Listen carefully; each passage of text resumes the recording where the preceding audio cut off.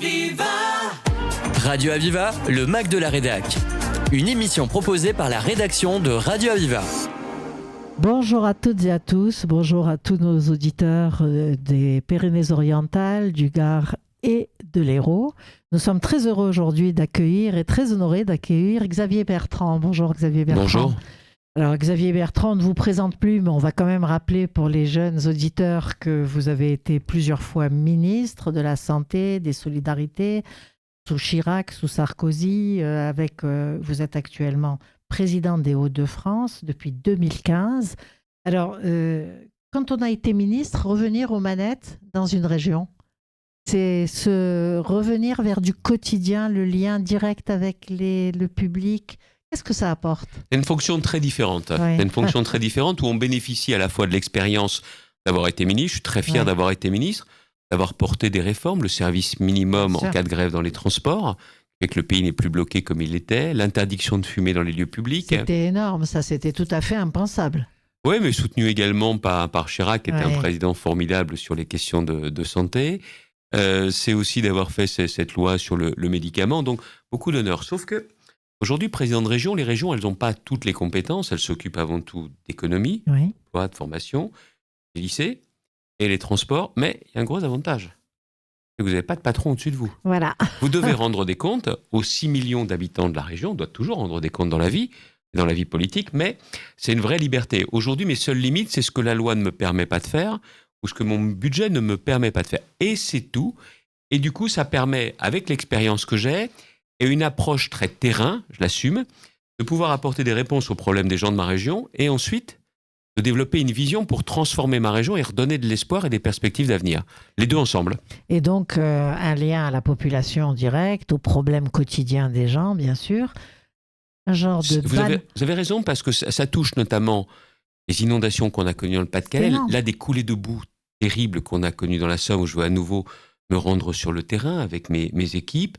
Et puis, c'est aussi l'avenir, comment on transforme la région avec le défi du changement climatique sur l'énergie, les 2 EPR, les centrales nucléaires de demain, avec un grand canal. Ce sont en ce moment dans la région des Hauts-de-France les travaux les plus importants en France, avec un canal nouveau de 107 km et de 6 milliards d'euros.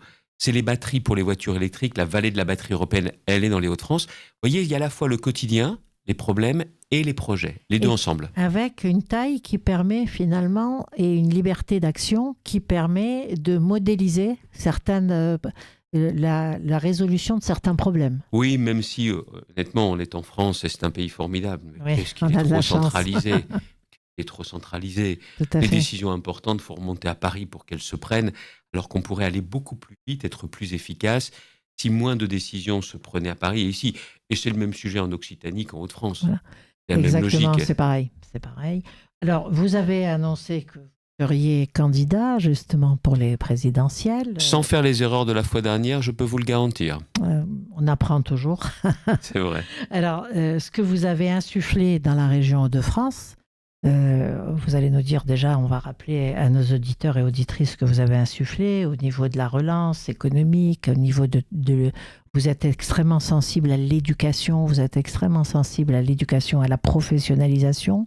Alors, est-ce que ces actions que vous mettez en place, vous en faites le plan de les implanter à grande échelle ? Oui, et pas seulement. Parce qu'il y a des compétences de l'État qui ne sont pas celles de la région. Vous savez, partons des préoccupations de nos concitoyens.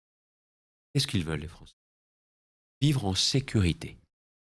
Vivre de leur travail. Oui. Et se retrouver entre nous, qu'il y ait des liens entre nous. C'est à la fois les valeurs républicaines, c'est la culture, et c'est aussi les services publics. Donc, vous voyez, il y a à la fois la sécurité, il y a le travail, et qu'est-ce qui nous tient ensemble ? Et avec une boussole, une seule, nos enfants. Voilà. Nos enfants. De la cohésion sociale, une promotion sociale. C'est aussi pour ça que j'ai l'intention d'être candidat à l'élection présidentielle, parce que c'est à la présidence de la République que vous avez le plus la possibilité de faire bouger les choses et d'améliorer la vie de nos concitoyens et de nous replacer clairement parmi les nations qui comptent et qui compteront. Parce que la France n'est pas un pays comme les autres. Il y a cette On a de belles valeurs. Il y a une vocation qui est la nôtre, à être parmi les meilleurs, les premiers. On est comme ça, on est ainsi fait. Et je pense qu'on doit aussi bien avoir en tête cette ambition pour notre pays et pour nos concitoyens. Alors, bien sûr, l'emploi, bien sûr, la santé. Vous avez été ministre de la Santé. Vous avez rencontré. Je suis très inquiet aujourd'hui. Voilà. Très inquiet. On a raté le coche un peu à un moment donné. C'est surtout que je pense que quand on s'éloigne des principes, valeurs, des piliers d'un système de santé, on la met en danger. Oui. Vous savez, le système de santé, il marche sur deux jambes. Il y a une partie publique, il y a une partie privée. Et aujourd'hui, la partie privée, que ce soit les cliniques privées, que ce soit les médecins, les médecins de ville, tout ça, ils ne sont pas bien traités. Non, ils se et vous ne pouvez sentent... pas réussir la santé, et l'hôpital public n'est pas, honnêtement, il n'a pas les moyens dont il aurait besoin. Et en plus de cette situation-là, vous avez plein de défis qui arrivent devant nous. Les nouveaux traitements, les nouveaux médicaments, l'intelligence artificielle, les besoins de conserver, de donner envie aux professionnels de santé de rester, de rentrer dans les études et d'y rester. Et aujourd'hui, il n'y a pas de vision stratégique de la santé. D'ailleurs, regardez bien, la dernière élection présidentielle, il n'a même pas été question de la santé dans le débat. C'était pas un sujet. Et vous voyez, le président de la République, le Premier ministre, il parle de l'école. Ils n'entendaient pas s'approprier le sujet de la santé. Or, si ce n'est pas porté par le président de la République, ça ne peut pas suffire parce que la santé, dans ces cas-là, elle est au merci des comptables de Bercy. C'est ça. Et donc, surtout qu'ils décident. Et voilà. Budgets. Or, la santé, on peut tourner ça dans tous les sens. On a besoin dans notre pays de dépenser mieux, de dépenser moins dans des domaines. Et celui qui vous dira dans le domaine de la santé qu'il faut dépenser moins dans les années qui viennent, c'est soit un inconscient, soit c'est Pinocchio, un menteur. Avec l'allongement de la durée de vie, c'est impossible. Là, vous voyez, ça fait partie des secteurs dans lesquels il faudra faire des efforts en plus, mais il faudra bien savoir où on les fait, comment on les fait, et encore une fois, comme pour les services publics, est-ce qu'on en a pour l'investissement qui est consenti par la nation? Et c'est ça la clé. Donc pour chacun, vous le disiez, Xavier Bertrand, la santé, vous le disiez, vivre de son travail, donc vous avez aussi fait un certain nombre de choses pour rapprocher les demandeurs d'emploi des recruteurs, etc. J'aide les gens qui travaillent. Voilà. Et normalement, c'est pas à moi de le faire. Normalement, c'est à l'État de le faire. Mais j'aide les gens qui travaillent, qui prennent leur voiture pour aller travailler, je les aide financièrement, qui doivent faire garder leurs enfants parce qu'ils travaillent. Au moment de la crise Covid, ceux qui avaient été en première ligne sans masque, qui avaient dû travailler et qui n'avaient pas eu de prime de l'État, j'ai fait une aide de la région pour leur dire merci concrètement parce que c'était du travail. Parce que j'ai conscience d'une chose, les discours aujourd'hui, les gens, ça leur suffit. Les gens ne peuvent plus. Les déclarations, c'est bon, c'est soit concret. Des actes. Et ça leur parle en se disant la politique sert à quelque chose, mais autrement, juste les déclarations, les discours. Chaque citoyen a besoin d'actes, effectivement. Alors, l'emploi, on l'a vu, la santé, on va venir à une question un peu complexe de la cohésion sociale. Une cohésion sociale qui est un peu mise à mal avec des groupes qui se dressent sur fond de conflit israélo-palestinien qui est importé ici, une montée de l'antisémitisme à partir du 7 octobre, avant même que les Israéliens entrent à Gaza, il y a eu une montée de l'antisémitisme énorme. C'était latent, c'est manipulé. Et qu'est-ce qu'il faut faire là-dessus? Le sujet, je pense que on a un besoin de rétablir l'autorité. Et attention, c'est l'autorité et le respect. Bien sûr. Or, aujourd'hui, il y a un déficit d'autorité dans trop de domaines. Parce que ce qu'il y a aujourd'hui, c'est l'impunité qui se développe à la place de l'autorité. Il n'y a plus de règles. Il n'y a plus de respect de la règle. C'est vrai sur la sécurité, c'est vrai sur la justice, c'est vrai pour lutter contre l'islamisme, c'est vrai également sur la maîtrise de l'immigration. On ne peut pas continuer comme ça. Mais sur tous ces sujets, il n'y a même pas besoin d'être magicien. C'est du bon sens. Il faut déjà avoir conscience des problèmes. Oui. Conscience des problèmes. Il faut ensuite, clairement, avoir une action cohérente de longue durée, pas seulement quand il y a un fait divers ou quand il y a un drame. Et puis derrière, ne pas faiblir. Et clairement, sur tous ces sujets, moi je l'ai fait quand j'étais maire, je le fais notamment je lutte contre l'islamisme dans ma région, dans les compétences qui sont les miennes. Je lutte contre l'emprise des frères musulmans dans le lycée Averroès où j'étais un lanceur d'alerte. Il a fallu que je bouscule les choses pour enfin être suivi par l'État. Ça a été une première. D'avoir interdit également, d'avoir suspendu des versements à une radio qui Pastel FM, qui invitait des prédicateurs sur son antenne. On me dit « Ah, vous n'avez pas le droit ». Bah oui, mais moi, je ne suis pas d'accord avec leur vision. Il y a la laïcité qui protège. Mais bien sûr. Et la laïcité, elle ne peut pas être écornée par certains. Maintenant, je viens sur ce que vous venez de dire, sur l'antisémitisme, et je voudrais dire, à l'ensemble de ceux qui nous écoutent et au-delà même. La lutte contre l'antisémitisme, c'est le combat de tous. C'est pas le combat des juifs seulement. C'est extrêmement important. Et c'est un non-juif qui vous le dit. C'est important. Moi, j'ai bien en mémoire ce qu'un ami m'avait dit, qui avait été témoin direct de ce qui s'était passé, il y a quasiment 10 ans, rue de la Roquette à Paris, Oui. quand la synagogue avait été attaquée. Et ceux qui attaquaient la synagogue disaient « mort aux juifs, mort aux mécréants ». Si on ne comprend pas que le 7 octobre ne concerne pas seulement Israël, si on ne comprend pas que le 7 octobre ne concerne pas seulement les juifs, on n'a rien compris. Absolument. On n'a rien compris à ça. Et c'est pour ça que je me suis engagé de cette façon, et que moi, je ne rentre pas dans la politique intérieure Mais c'est d'Israël. pas le sujet. Parce que c'est absolument pas le sujet. Absolument. Mais on doit dire très clairement que le combat d'Israël contre le Hamas, c'est un combat qui nous engage tous. Contre le que terrorisme. La façon dont aujourd'hui l'Iran tire les ficelles et que l'Iran doit être mis aussi hors d'état de nuire, ça concerne tout le monde. Et quand vous avez notamment l'ONU qui s'est vautrée, qui s'est déshonorée dans ses positions, on doit le dire. Et qu'il faut aussi, par exemple, que le Quai d'Orsay français, que le gouvernement français soit très clair. On a un problème avec les postures de la France dans les instances internationales. En la matière. Il ne peut pas y avoir du en même temps. Oui. Quand vous voyez notamment que la Cour pénale internationale se permet de mettre sur le même plan le Premier ministre d'Israël, et il faudrait quand même que tout le monde se réveille un peu. Il faut se réveiller. On a une inversion des valeurs. On a pendant des mois et des mois mis en doute la parole d'Israël, la seule démocratie dans cette partie du monde, oui. Et en face, on prenait ce qu'une organisation terroriste, parce que le Hamas, c'est ça, disait. Et quand vous voyez qu'il y a maintenant des pays qui reconnaissent... Donc là, on passe un cran, là. Ce sont des États qui reconnaissent. Des États qui reconnaissent. Et je ne sais pas si vous avez vu ce qui vient de se passer. Le Hamas vient de les remercier. Oui, le Hamas. Ça, tout est dit. C'est-à-dire qu'au final, le 7 octobre, ce qui est un génocide, c'est-à-dire... Clairement, il faut bien comprendre ce que ça veut dire. C'est un vrai pogrom organisé, réfléchi pour détruire des gens. Ceux qui ont été assassinés, massacrés, torturés, violés l'ont été parce qu'ils étaient juifs. Oui. C'est quoi ça ?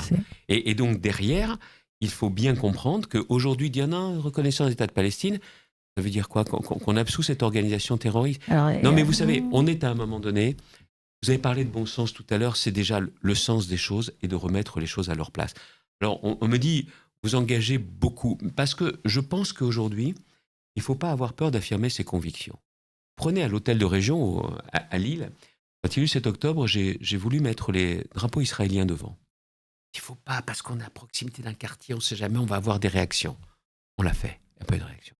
Et puis j'ai été marqué par les otages, parce que certains qui nous écoutent ne s'en souviendront pas, mais vous vous rappelez en 1982 sur les otages français au Liban, il n'y avait pas un journal du service public qui ne s'ouvrait sans qu'on ait la photo des otages et le rappel. Absolument. Et là, rien. Silence. Donc j'ai décidé d'afficher la photo des otages. On m'a dit, il ne faut pas faire ça, monsieur le président, on va se faire caillasser, tout ça, il va y avoir des représailles.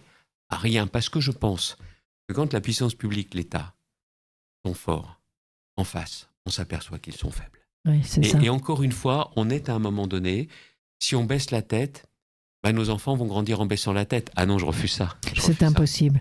C'est impossible. Et vous êtes en train de nous dire là qu'effectivement, ce sont des valeurs qui sont en train d'être bafouées au niveau des instances internationales. C'est une perte de repères, une perte de valeur. Une perte de repères. On ne sait plus où on est. Mais regardez, on a mis sur un pied d'égalité les déclarations du Hamas, notamment sur le nombre de victimes. Moi, je me rappelle être allé sur une antenne. Oui. On me dit, vous vous rendez pas compte ?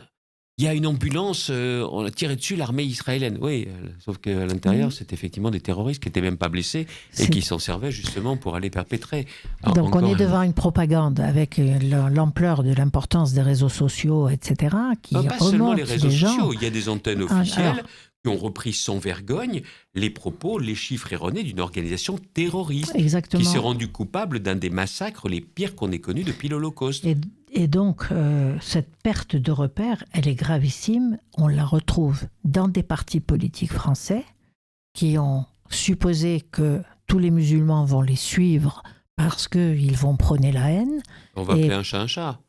Il y a aujourd'hui, moi, je le dis, les deux extrêmes. Oui, extrême droite, extrême gauche. Bien sûr, l'extrême droite essaye de faire oublier pas seulement son passé ou son histoire, mais aussi l'attitude de certains, en disant à ceux qui sont les plus sulfureux et qui ont déjà été reconnus coupables de propos antisémites d'attitude, en disant, écoutez, bon, National qui dit ça, qui dit justement aux plus antisémites qui sont dans leur rang, écoutez, calmez-vous, taisez-vous, planquez-vous. Nous, on veut accéder au pouvoir, vous sortirez après. Pour l'instant, ils sortiront après avec les mêmes valeurs.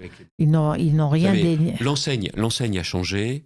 Et c'est tout. Le magasin, l'arrière-boutique, c'est exactement la même chose. Et puis, il y a l'extrême gauche, où M. Mélenchon, on va dire les choses. Il y a certainement un fond chez certains dirigeants de l'extrême gauche. Il y a surtout un calcul électoral misérable. Sordide. Cynique. Ouais. Où il cherche, clairement, en n'ayant jamais dit exactement ce qui s'était passé le 7 octobre, en refusant de nommer. Quand vous prenez M. Guiraud, les propos qu'il a tenus sur les massacres odieux, c'est d'essayer de dresser notamment les Français les uns contre les autres, les musulmans contre les juifs, en faisant croire, en laissant penser que tous les musulmans seraient antisémites. Mais ce qui est loin d'être le cas. Et ça, on ce qui est loin d'être le cas. Et vous avez entièrement raison. Mais ce qui est est dangereux, parce que ça dresse les Français les uns contre les autres. Et les deux extrêmes jouent un peu ce jeu dangereux. Et LFI permettant, avec ses outrances, de donner le sentiment que le Front National serait respectable. Il pousse les gens aucun des extrêmes n'apportera de solution aux défis qu'on a, aux graves problèmes que l'on a. De toute façon, c'est simple. Si votre boussole vous dit de suivre l'un ou l'autre des extrêmes, c'est que vous allez dans le mur. Oui, et ça, c'est pas ce que je souhaite pour mon pays. On n'est pas là pour ça. On est là pour défendre des valeurs magnifiques qui sont celles de la France, de la laïcité.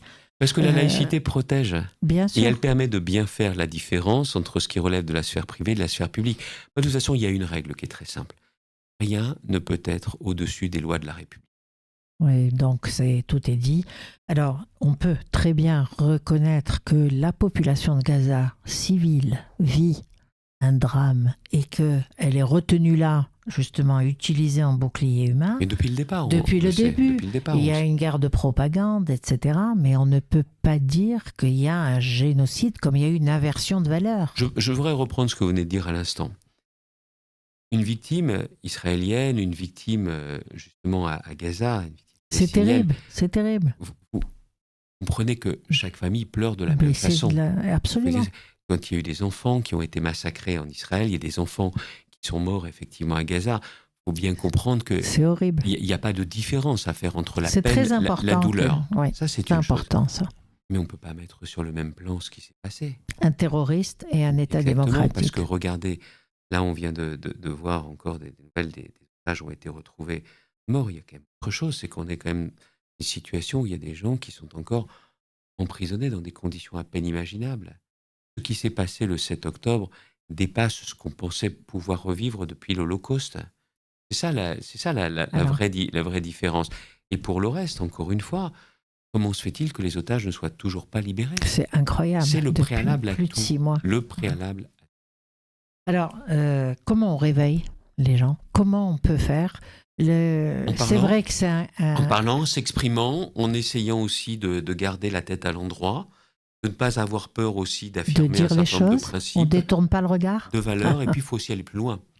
Parce que l'antisémitisme était là avant le 7 octobre, il a été depuis. Mais il va falloir se battre.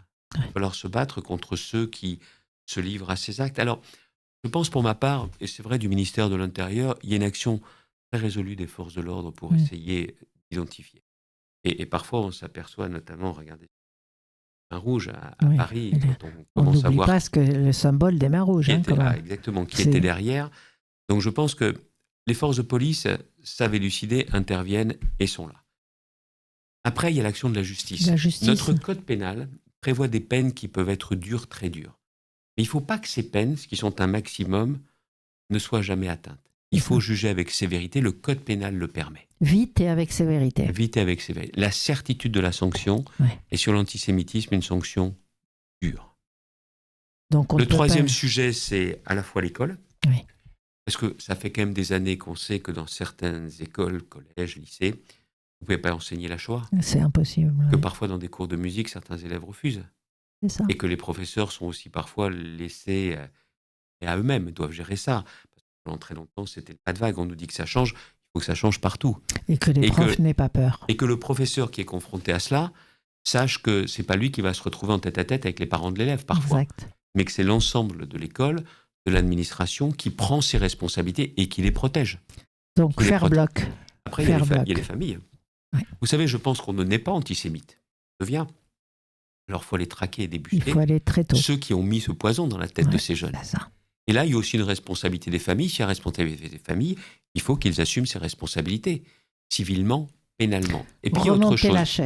Remonter la chaîne. Vous savez, c'est ceux qui ont mis ce poison, il faut aller les chercher. Oui. Donc, puis, il y a autre chose.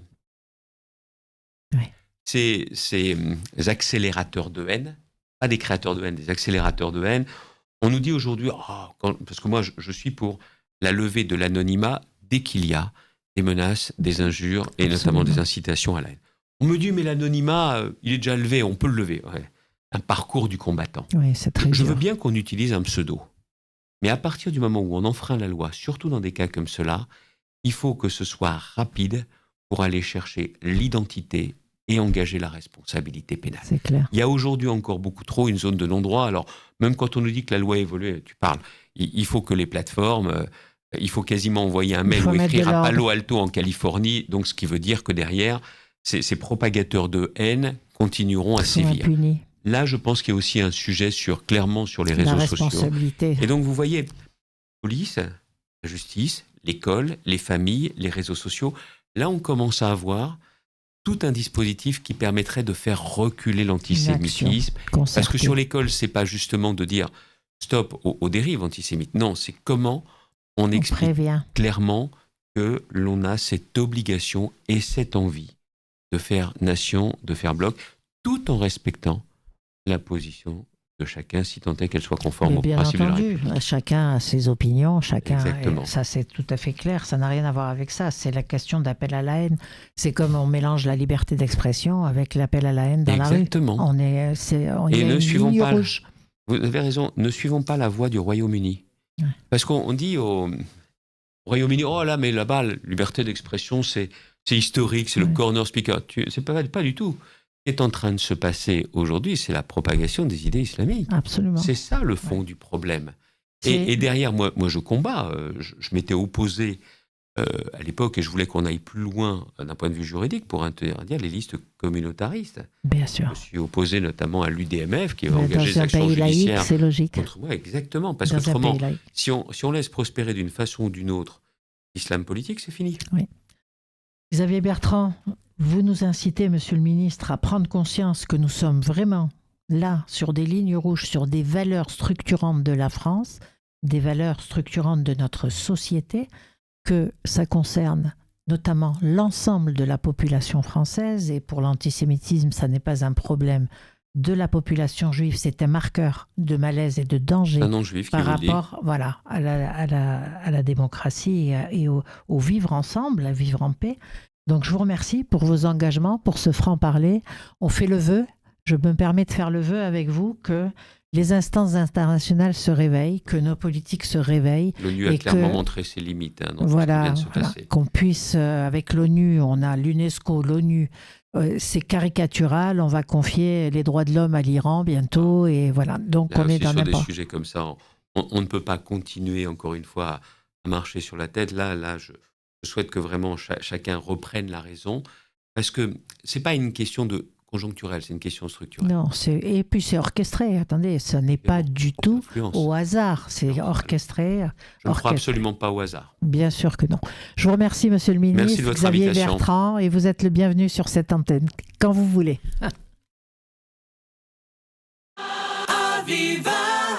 C'était le Mac de la Rédac sur Aviva. Retrouvez cette émission en podcast sur radio-aviva.com.